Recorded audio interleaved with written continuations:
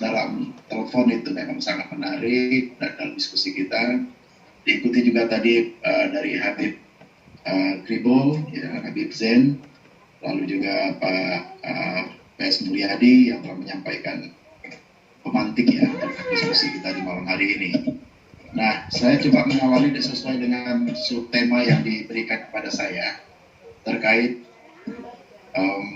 bagaimana sensasi itu sendiri, sensasi provokasi yang diangkat oleh banyak warga bangsa saat ini ya, terutama oleh karena disrupsi digital ini yang mengubah mentalitas orang-orang yang cukup banyak, yang dari yang baik milenial maupun yang kolonial mencoba untuk terlihat supaya bisa naik sosial gitu. Ada panjat sosial, ada kebutuhan-kebutuhan atau agenda yang di belakangnya dan seterusnya yang dilakukan. Tapi saya coba untuk menjawab dulu apa yang merespon sedikit apa yang disampaikan oleh Habib tadi. Habib mengenai apakah ada pendeta-pendeta yang merespon terhadap Saifuddin ini. Saya tidak menggunakan kata pendeta ya, karena saya khawatir saya juga melegitimasi eksistensinya yang saya juga kurang paham apakah dari mana mendapatkan itu ya. Tapi apakah ada pendeta-pendeta lain yang menyampaikan itu di dalam podcastnya, dalam pembinaan-pembinaannya ada gitu ya. Dan bahkan banyak umat yang ketika mendengar ini dalam diskusi bertemu tatap muka maupun via online melalui WhatsApp dan seterusnya, mereka juga menyampaikan kepada saya secara pribadi dan mereka sangat tidak menyukai, ini warga gereja ya, apa yang dilakukan ini, dan bahkan sebetulnya yang dikatakan Habib tadi ini bisa mengancam keberadaan umat Kristen di mana umat Kristen berada di hotspot gitu ya, di hotspot ya, adanya tekanan, pressure dari kelompok-kelompok yang secara populis lebih mayoritas terhadap yang Kristen sebagai yang dianggap populasi sebagai yang minor di tempat-tempat tersebut. Tapi ya begitu, ini keadaan memang kita tidak bisa selalu mengontrol ini. Akan muncul figur-figur seperti ini, disukai atau tidak disukai di dalam keberadaan komunitas apapun, ini akan muncul orang-orang seperti ini. Dan terhadap misalnya MKC ya, bahkan dalam TV nasional juga saya pernah sampaikan terkait keberadaan MKC yang terus yang disampaikan dalam bentuk narasi-narasi yang juga agamaan dan juga masyarakat di sekitar. Lalu juga sempat dikeluarkan pernyataan baik dari organisasi maupun juga secara pribadi yang juga pada umumnya menyatakan dari komunitas kekristenan juga tidak pro terhadap pendekatan yang demikian. Apologetika yang justru serampangan dan justru membangun sesuatu yang bukan yang diskusi kritik yang membangun dalam arti yang bisa secara ilmiah dipertanggungjawabkan seperti itu justru menambah kegaduhan dan krisis di bangsa ini. Dan tentu organisasi seperti MUI, PGI, KWI, dan sebagainya tidaklah ada dalam level untuk selalu merespon orang-orang yang terus mencari quote-unquote sensasi ataupun juga mengeluarkan narasi-narasi provokatif seperti itu. Adalah terlalu besar dan memberikan panggung yang besar pula untuk orang-orang yang memang menunggu respon dari seperti yang dilakukan Pak Mahfud MD, yang diberikan juga tokoh-tokoh lain yang besar itu.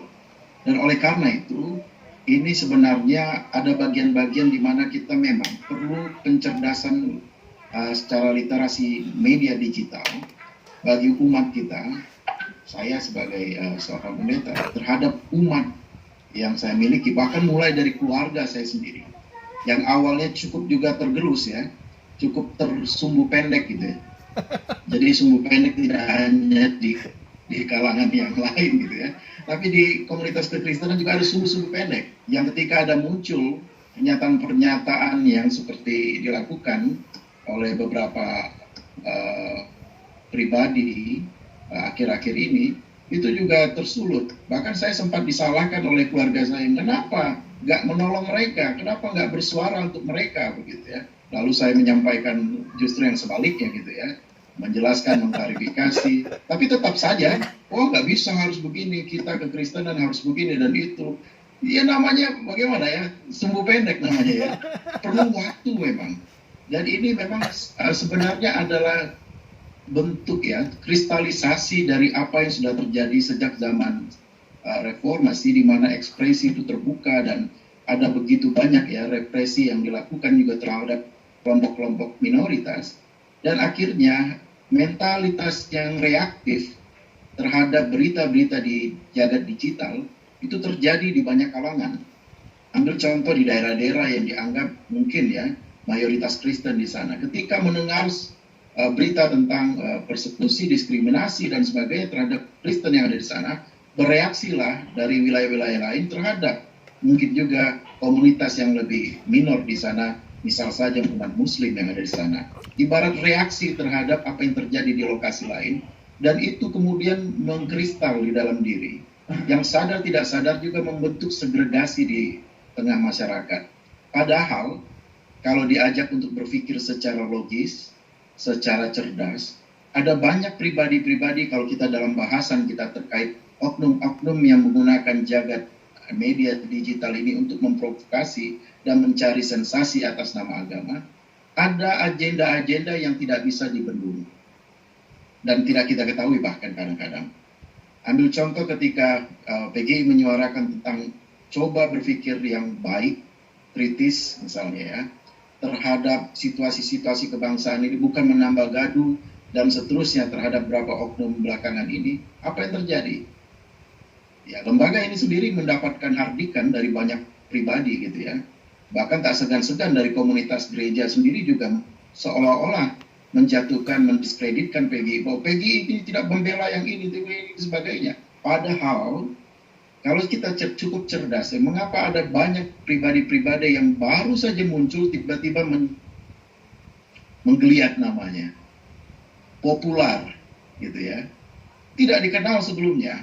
Gus Soleh ini sudah mungkin berdarah-darah untuk di media sosial, tapi segitu-segitu saja, kurang terkenal gitu ya, nggak terkenal.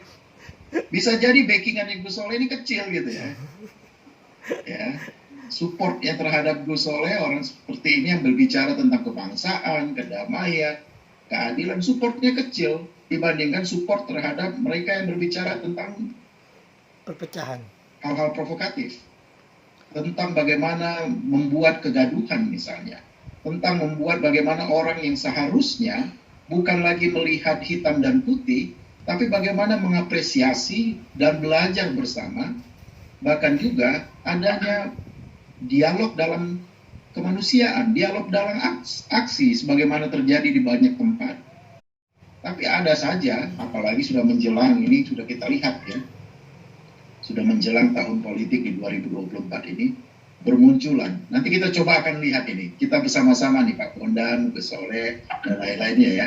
Mungkin kita akan jadi di belakang layar, kita akan diskusi secara khusus tentang ini. Akan banyak muncul orang-orang baru yang akan terlihat populer dan juga menyampaikan hal yang sama frekuensinya. Baru saja berapa menit lalu saya mendapatkan berita, ada orang yang sama juga melakukan yang sama seperti saudara Saifuddin ini. Saya mungkin nggak perlu keluarkan di sini linknya ya, tapi hal yang sama, hal yang serupa, mengajak, membakar umat Kristen istilahnya, dan membakar juga umat Islam dengan narasi yang dikeluarkannya, dengan menggunakan bahwa saya sudah berpindah keyakinan dan pro 100% pada agama yang baru ini, dan menyatakan bahwa agama yang lama saya itu salah, dan ini, dan itu, dan itu sebagainya. Dan ini akan bermunculan terus. Bila mana sekarang secara komunitas, secara organisasi, dianggap kosnya terlalu gede, terlalu besar kosnya untuk bisa menghidupi ormas dengan nasi bungkus yang begitu banyak, mungkin untuk puluhan ribu, ratusan ribu orang di jalanan itu Mahal. sekarang cukup untuk mendanai 1-2 orang yang bisa berbicara dan mengompori banyak orang, memanasi dan memengaruhi situasi sosial. Jadi ada matriksnya juga nih kan, orang-orang yang di belakang layar ini ya, oligarki dan sebagainya, atau juga ada kepentingan ideologi transnasional dan sebagainya. Ngapain bayar nasi bungkus sebanyak-banyaknya di jalanan itu yang bisa keluar mungkin ratusan miliaran rupiah, dan jika itu cukup support, misalnya 1 kali posting 10 juta untuk 1 orang ini, kita dorong ini buzzernya cukup sekian dan seterusnya, itu akan lebih efisien dan justru saat ini di dunia digital itu yang lebih efektif. Dan inilah situasi kita yang memang di tengah tantangan disrupsi sosial kita, digital kita ini, peran dari tokoh-tokoh umat beragama adalah bagaimana mencerdaskan warga umatnya, keagamaannya, organisasinya, termasuk saya sendiri secara pribadi, bagaimana warga gereja di tempat saya di mana ditugaskan misalnya, adalah untuk cerdas di dalam hidup di dunia digital ini, tidak terbakar. Ada banyak yang sudah cerdas gitu ya, tapi ada juga sebagian yang mudah terbakar sumbunya oleh karena muncul pribadi-pribadi yang demikian.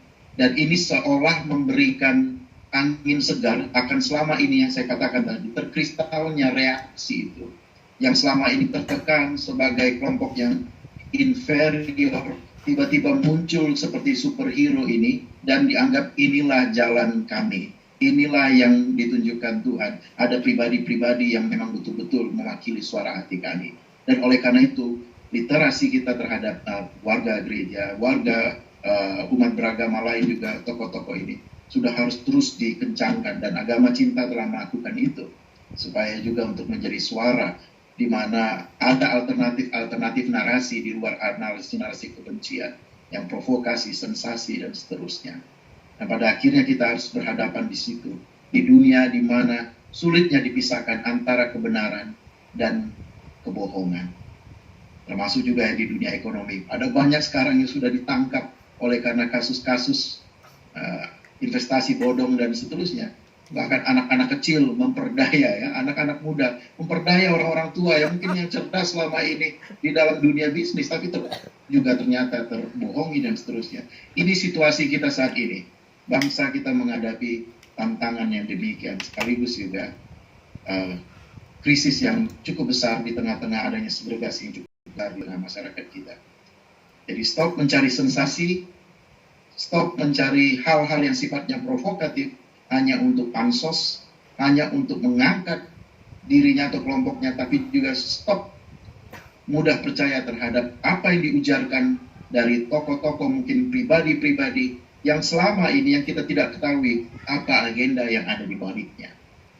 Tadi diangkat tadi, dari pesantren dari mana dulu, saya nggak mau terlalu ikut campur di sebagian itunya, tapi kita harus lebih cerdas dan kritis terhadap orang-orang yang tiba-tiba muncul, tiba-tiba dan kemudian menjadi cukup terkenal di jagat sosial.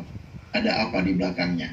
Ini pertanyaan yang perlu kita tanamkan terlebih dahulu terhadap setiap narasi yang muncul dari tokoh-tokoh yang mungkin akan muncul. Yang saya katakan tadi, akan banyak muncul menjelang tahun 2024 ini. Dan mungkin setelah 2024 juga. Terima kasih dan kita akan diskusi berikutnya. Terima kasih Gus Soleh. Luar biasa. Silakan Pak.